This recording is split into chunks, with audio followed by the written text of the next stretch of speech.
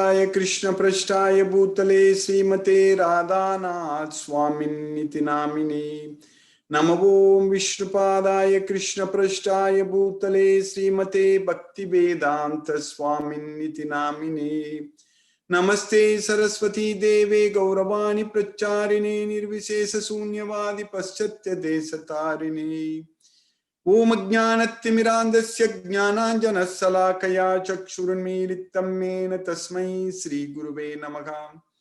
श्रीचैतन्यमनोभीष्टं स्थापितमेन भूतले स्वयं रूप कदा मह्यं ददाति स्वपदान्तिकं वन्देहं श्रीगुरु श्रीयुतपदकमलं श्रीगुरून् वैष्णवांश्च श्रीरूपं साग्रजातं सहगण रघुनाथान्वितं तं सजीवं साद्वैतं सावधूतं परिजनसहितं कृष्ण चैतन्य देवं श्री राधा कृष्ण पादान् सहगण ललिता श्री विशाखान्वितांश्च हे कृष्णा करुणा सिंधु दीनबंधु जगतपदे गोपेश गोपिका कांत राधा कांत नमोस्तुते तप्त कांचन गौरांगी राधे वृंदावनेश्वरी वृषभानुसूते देवी प्रणमामि हरिप्रिये वाञ्छाकल्पतरुभ्यश्च कृपा सिन्धुभ्यैव च पतितानां पावनेभ्यो वैष्णवेभ्यो नमो नमः।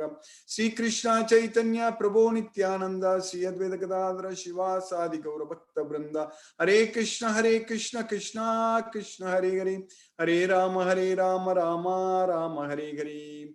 ईश्वरा परम कृष्णा सच्चिदानंद विग्रह अनादिरादिर गोविंदा सर्व कारण कारणम। हरे Krishna. By Lord Sri Krishna's causeless mercy, we are nicely studying Bhagavad Gita, and today we are going to continue with our studies on the third chapter of Bhagavad Gita. We finished 28 slokas in the third chapter. So, this third chapter is titled as the Karma Yoga. So, this is Karma Yoga. So, in Karma Yoga, Krishna is teaching us about how to act with intelligence. Because in the second chapter, Krishna told us, act with intelligence. Buddhi Yukta. So, Buddhi Yukta Karma Yoga. That's it. Buddhi Yukta Karma Yoga means we need to act with intelligence. So, Buddhi Yukto Jahatiha Ube Sukrita Duskrite. So, if we are able to act with intelligence in this life itself, we will be freed from both good and bad reactions. That means we will be freed from the reactions of our actions.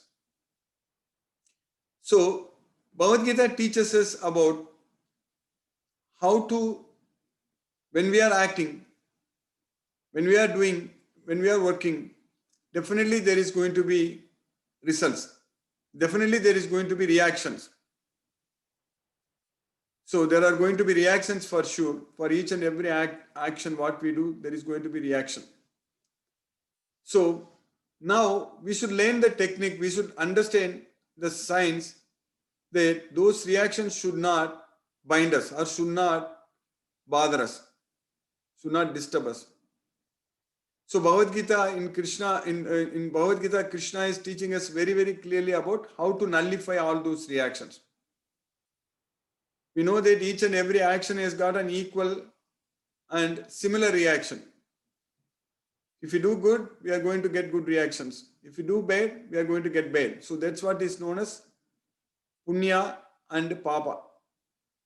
So punya means that is sukriti. And papa, what the reactions we are going to get, that is duskriti. Sukrita, duskrita. So duskrita, that is sukrita. So, but for us, we need to act in such a way that nothing should bind us. With punya, we can go up to heavenly planets in this material world and we can enjoy there and again come back to this material world, come back to this earth. With sins, with sinful reactions, we'll go to hellish planets and suffer for our actions, and then again we will come back to this earth. But if we are not having punya or papa, there is no good or bad reactions. So there is sat dasat yoni jalmasu. So because of our association with the three modes of material nature, we are getting both good and bad reactions life after life.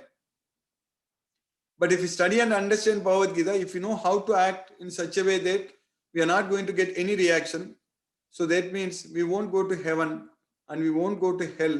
Heaven means heavenly material planets. That's what heaven. So as far as Bhagavad Gita is concerned, that is called Swargaloka, Indraloka, what we call it as. So there is heavenly planets. And then Padala Loka, Naragaloka, what we call. So they are the hellish planets. But we will go to Goloka. That is Krishna's way. So that is beyond the material planetary systems. That is beyond matter. So there nothing is made up of matter in Krishna's way. So that way, by understanding Bhagavad Gita, by acting with the knowledge of Bhagavad Gita, we are able to free ourselves from the reactions to our work. So in this third chapter itself, we studied that Krishna told very clearly that we are all forced to work by the three modes of nature. And there is a way we can free ourselves from that forceful Maya. So we are all forced to work by three modes of nature because we are all attached to material sense objects. So if we are not attached to, we are attached to material sense objects because we are trying to enjoy those sense objects. That's why we are attached. Because we think that by getting such material sense enjoyment, we are happy.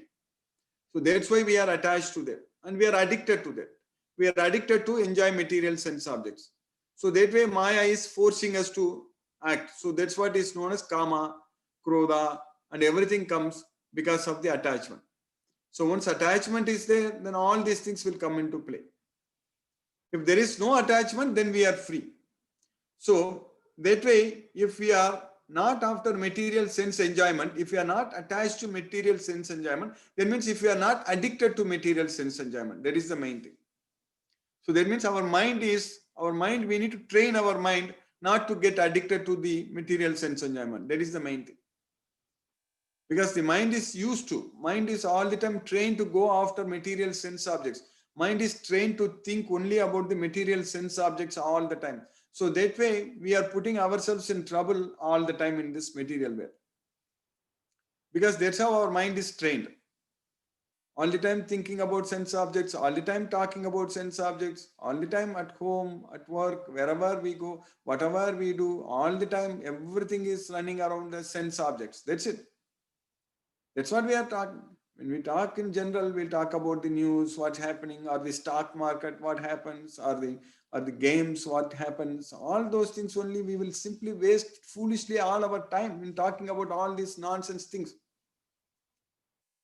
But if we find happiness, if we find satisfaction by talking about Krishna, as Krishna says in the 10th chapter, in the 9th sloka, Machitta Madgata Prana, Bodhayantaga Parasparam, Kadayantascha Mam Nityam, Tushyanticha Ramanticha. So, if we find happiness by talking about Krishna, so Kadayantascha Mam Nityam, Bodhayantaga Parasparam. So then, that is the real happiness. So if our mind is attached to that kind of happiness, if we are trained to think about Krishna, if our mind is trained to remember Krishna, simply forget about all these things happening in this material world. We have seen so many games. We have seen so many things. Everything is the same thing. There is nothing different. So we should not be focusing our mind on the material sense objects in this material world. So rather, if we focus our mind on Krishna's pastimes, Krishna's transcendental appearance and activities, Krishna's activities. So if we find enjoyment, if you find happiness in discussing about Krishna's pastimes with everyone. So in studying this Bhagavad Gita and thinking about Krishna only, nothing else in this material world, knowing that this material world, everything is useless and everything is temporary. All the material things are temporary. Our life is also temporary. It's simply a matter of time. We will be finished. We'll be completely finished in this material world. So at that point of time, whatever we gained, whatever we achieved, everything will become useless. So rather, if we use this time effectively to study Bhagavad Gita, to study Srimad Bhagavatam, to understand about Krishna more and more, to understand about our own Supreme Personality of Godhead, Sri Krishna, so that that way we are getting the happiness that is known as inner happiness. That is known as happiness within ourselves, Atma Sukham. So that's why in the fifth chapter in one sloka we studied, Krishna says that Bhagyasparsesu asaktatma vindadi atmani yat sukham. So Bhagyasparsesu asaktatma. So one who is not attached to the external material sense enjoyment. Bhagyasparsesu asaktatma vindadi atmani yat sukham. One who is able to find happiness within the self. Vindadi atmani yat sukham. Sa Brahma Yoga Yuktatma Sukham Akshayam Asnudem. So he is situated in the Brahma Yoga and he will be able to enjoy unlimited happiness. Sukham Akshayam Asnudem. So if you are able to get that kind of happiness with the knowledge of this Bhagavad Gita, then if you are able to give up all these temporary material sense enjoyments, so then there is no work there for us to do. Then we will not be forced to work anything in this material world. That's what we studied a couple of weeks ago in the third chapter. Krishna is teaching us very clearly. Yastva atma ratireva syat atma triptascha manavaga atmanyeva cha santustaga tasya karyam na vidyade. Atma tripti, atma rati. So we need to find out happiness within ourselves. Yastva atma ratireva syat atma triptascha manavaga atmanyeva cha santustaga. Then there is no duty for us to do. Tasya karyam na vidyade. So that's what we should aim. Now if we think that we are so busy, we don't have time to remember Krishna, we don't have to think about Krishna, so that means we are not able to find happiness within ourselves. That's what it means. If we simply say that, how can I find time to study Bhagavad Gita? How can I find time to chant Hare Krishna Mahamantra? Or how can I find time to remember Krishna? So like that, if we think, so that means we are not happy, first of all. We are not happy. We are not having the knowledge of Bhagavad Gita. So that way, if we just think like that, that means we are actually controlled by the modes of nature. We are not free from the modes of nature. So that means we are forced to work in this material world. But if we simply are very happy just by studying this Bhagavad Gita, so then we will not be busy working like this. We will not be very busy. We will not be forced to work. We will not be forced to work. We can choose what to do. Everything will be in our options. We can choose. So that way this Bhagavad Gita knowledge gives us the flexibility to decide whether we should work or not. It makes us completely free from all these material entanglements so that we can choose, we can decide what to do. It's up to us because we are no longer going after the material sense objects. Knowing very well that those so-called material sense enjoyment, that is the prime reason, cause for our suffering in this material world. So that way, we just have to follow this Bhagavad Gita and just be satisfied by remembering Krishna, by understanding this Bhagavad Gita, by spreading Krishna's message to everyone, by making as many devotees as possible. So if we just keep on doing like these activities, so then Krishna will make sure that we will not be forced to work like anything, work like us in this material world. So that way, Bhagavad Gita is the knowledge which is going to save us. So which is going to free us from this material ocean of material miseries. So that way we are studying Bhagavad Gita every day and we are understanding Bhagavad Gita also. So in the third chapter, we already studied, Krishna said that, therefore you work, you do all your activities without any attachment. By doing so, you will be freed from this material world and you will be able to achieve the Supreme Lord. So, Tasmat asaktaga satatam karyam karma samacharan asaktogi acharan karma paramapnoti purusha. So we will attain the Supreme Personality of Godhead. Asaktogi acharan karma paramapnoti purusha. And for that, Krishna already gave the example. So Krishna gave the example that there is Janaka. So the Janaka, father of Sita, so goddess Sita, so he acted like he did this karma yoga without any attachment to the results. So that way he is freed from this material bondage. So like that, Krishna is asking us also to work, basically. Yadyad acharati srestaga taddat evetaro janaha sayat pramanam kurute lokaha lokastad anuvartate. So just whatever a great man performs and whatever examples he sets, the common man will follow. So that way, Krishna is asking us to lead, to create example for others. In fact, Krishna is asking Arjuna to set an example for others, which Arjuna did it. Arjuna really did set an example for all of us. So that's why we are studying Bhagavad Gita. So now we need to follow in Arjuna's footsteps. We have to follow what Arjuna did after understanding Bhagavad Gita. So like that, all of us also should just follow what Krishna says in Bhagavad Gita and do everything as per Krishna's instructions and do everything for the satisfaction of Krishna. So that way we will always become victorious. Always we will win. There is no doubt about it. We will never be loser in this material world. So spiritually, we will win Krishna's well, Goloka itself. We'll go to Krishna's well and enjoy there forever.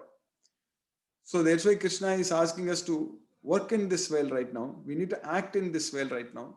And we need to act in the same way a person who is ignorant, who has no knowledge, he is working. In the same way, we should also work, because that's what Krishna also did it. Even though there is no work for Krishna to do in all these three wells, nothing was binding Krishna to act. Name partasti kartavyam trishulokesu kinchana nanavaptam avaptavyam vartayevacha karmani. But still Krishna did it, because if Krishna didn't do that, uchide yuga ima ime lokaga nakuryat karma chedagam sankarasya cha kartasyam upahanyam imaga prajaga. So if Krishna didn't do his duty, which he is not forced to do, because Krishna is free to do. So if Krishna did not act, so then this world, the whole world will be put into ruination. So now Krishna is saving this world. Krishna is saving all of us, because Krishna came to this world and Krishna gave this knowledge of Bhagavad Gita. So that's why now we know what to do. We know what is right and what is wrong. So that way Krishna is asking us also. Krishna is asking us that how a person who has no knowledge, he's acting with attachment. So similarly, you get the knowledge, you understand this knowledge of Bhagavad Gita, you act like that person, but you don't get attachment. So you act without attachment to the results. So sakta, asakta, vidvams, avidvams. Sakta, asakta. Sakta is attached. Avidvams means ignorant. So sakta, avidvams means ignorant is attached. Then asakta, vidvams. Asakta means unattached, not attached. Vidvams means a person who has got the knowledge. So that's what we studied in the last week. Sakta karmaniya vidvamso yatha kurvanti bharata kuryad vidvams tatha saktaka chikirsuloka sangraham. That's what Krishna says. So sakta karmani avidvamso, a person who has no knowledge how he is attached and doing the duty. Kuryad vidvam sata asaktaga. You also do like that, but without any attachment, because you have the knowledge. So just to set an example for others. So then nabuddhi vedam janayed yajnanam karma sanginam josayetu sarva karmani vidvan yuktaga samacharan. So just engage them in the right direction without confusing them. So just give them guidance. That's what Krishna is asking us to do. So we are getting this knowledge of Bhagavad Gita. We are understanding this Bhagavad Gita. And we know that Krishna is everything. And we know that we should not be attached to anything in this material world. So that way, simply get connected to Krishna and do everything for Krishna and act like everyone else, but without any attachment to the results. That's what Arjuna did. Arjuna fought without even thinking about whether he's going to win or he's going to lose. So like that, we should do all our activities. That's eventually going to happen when we get this complete knowledge of Bhagavad Gita. And Krishna is going to give us more and more ways, more and more opportunities to do this. There is no doubt about it. Then we studied that Krishna explained about the meaning of ahankara. So ahankara is kartaham iti manyate. Because in reality, all the activities are carried out by the three modes of material nature. Prakrite kriyamanani gunaki karmani sarvasaga ahankara vimudatma kartaham iti manyate. That's what Krishna is saying there. Ahankara Vimudatma. A person due to ahankara, due to false ego, he thinks that I am the doer. But in reality, everything is done by the three modes of material nature. Tattvavittu mahabaho gunakarma vibhagayo gunaha guneshu vartanta iti matvana sajjate. Tattvaviddu mahabaho gunakarma vibhagayo. So you understand. So anyone who understands, O Mahabahu, O mighty armed. So this philosophy, this truth about that how gunaha guneshu vartande, how the three modes of material nature are doing everything. So itimatva na sajjate. Anyone who understands this will not get attached to this work, attached to the results. That's what itimatva na sajjate. That's what we studied in the 28th sloka. Now continuing. So in the third chapter, sloka number 29, Krishna is saying that Prakrite guna sammuda sajjante guna karmasu tana krishna vido mandan krishna vinna vichalayet. Prakrite guna sammuda sajjante guna karmasu. Persons who are guna sammuda means who are bewildered by the three modes of material nature. That's what guna sammuda. So prakrite guna sammuda, sajjante guna karmasu. So they are attached. They are attached to the fruits of the activities. So that's why sajjante guna karmasu. Tan akritsna vido mandan, kritsnavin navichalayat. Akritsna vido mandan. So a person who has poor fund of knowledge, who has no knowledge, he will not know about all those things. But a person who has got the knowledge will know everything. Krishnavit navichalayat. So he is not disturbed. So Krishnavit navichalayat. Since you have got the knowledge, so you don't get agitated. So because that's why the difference between having the knowledge and not having the knowledge.